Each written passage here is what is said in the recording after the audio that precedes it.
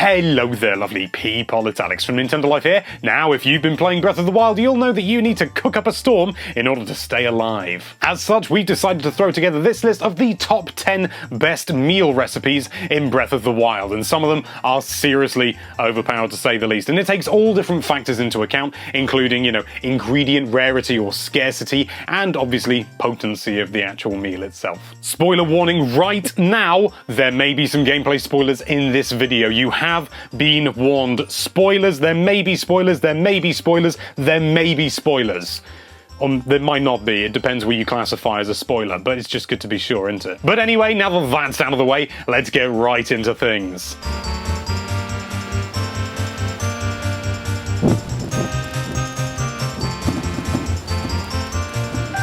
Now, whilst these things don't give you a tremendous amount of health, they are super quick and easy to make, and you can make them en masse very, very quickly on the floor of Death Mountain or anywhere that you want to, just using a flame sword or something. Just set some fruit on fire like apples or palm fruit being the best that I found, and you'll be able to get a load of baked fruit, and the most important thing is that these things stack. Meals do not stack on top of one another, they take up one slot each, and as you've got limited slots for meals, this is really useful for using up excess fruit, and also just having this great big pile using up only one slot, so you can just eat through and restore a load of health when you really need it.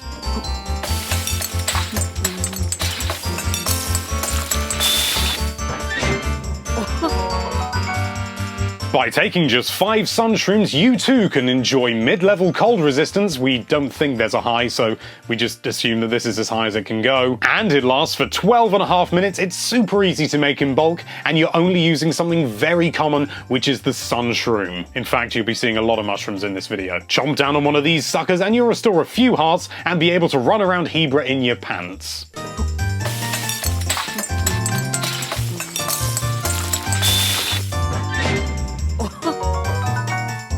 By just taking 5 chill shrooms, you can basically make the equivalent of the spicy mushroom skewer, but for going around hot areas. Yes, again, it provides mid-level heat resistance for 12.5 minutes, and most importantly, it allows you to run around Gerudo in your pants.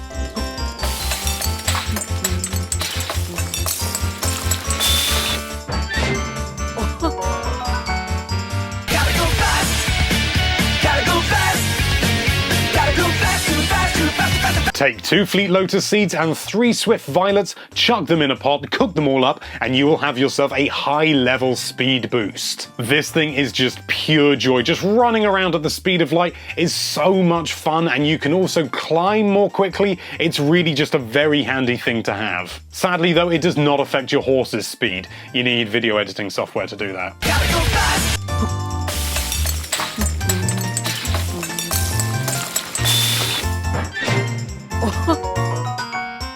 Take 2 silent shrooms, 2 silent princesses, and 1 stealth-filmed trout to make this delicious sneaky steamed fish. You'll get yourself a high-level sneak bonus, and it lasts for a whopping 10 minutes, and for being sneaky, that should be more than enough. That should be plenty of opportunity to kill a load of bokoblins in their sleep or just without them seeing.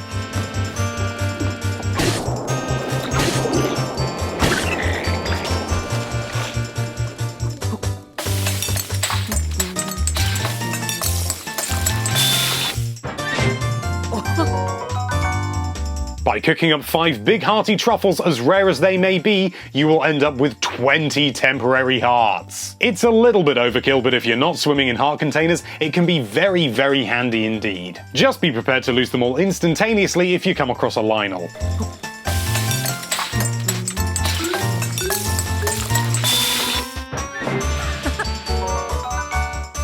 Just to clarify, the bonus that we got in this recipe was just some extra hearts, so apart from that, it's exactly the same. Cool, let's get back to it. Take 3 Amaranth and 2 Armored Porgies, and you'll be able to walk away with a high-level defense for practically nothing. Amaranth is as common as muck beneath Tarrytown, and Armored Porgies aren't that hard to find either. If you're fighting something tough, or just generally you're going to be out fighting a lot, this will save you having to use up a lot of meals, provided of course you're wearing more than just your pants.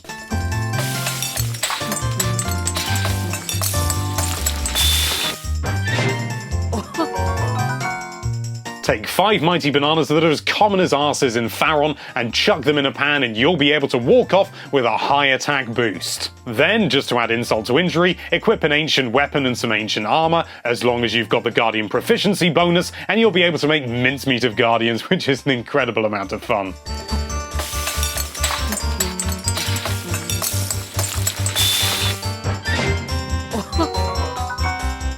We're entering endgame now, and this is without a doubt one of the most overpowered recipes in the game. By just cooking 1 Endura shroom by itself, this overfills your stamina by a tiny amount, and whilst that may be a bit pants, that's not what we're here to focus on. In the process of giving you this little bit of extra stamina, it also completely fills all wheels you have of stamina currently. Once you start using this, you're never going to bother with restless crickets ever again.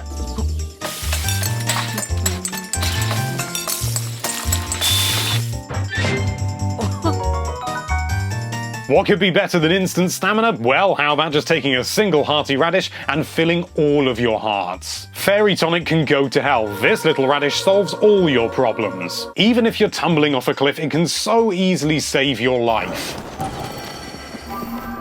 Mifa, you ruined it! It also gives you 3 temporary hearts, so if you've got all the heart containers in the game, you're not wasting a single temporary heart. Frankly, it's amazing that this even works in the game. Don't bother with any other healing items. This is all you need to stay alive. In your pants. And there you have it. Sadly, we weren't able to include all the recipes that we wanted to because we were limited to just 10. So if you've got a brilliant recipe that you just can't wait to share, let us know what it is down there in the comments. Thank you so much for watching. If you like this video, then why don't you chuck that subscribe button in a pot with a couple of chill shrooms, and be sure to check out nintendolife.com for all sorts of lovely Nintendo related content. Thank you again for watching. Bye bye.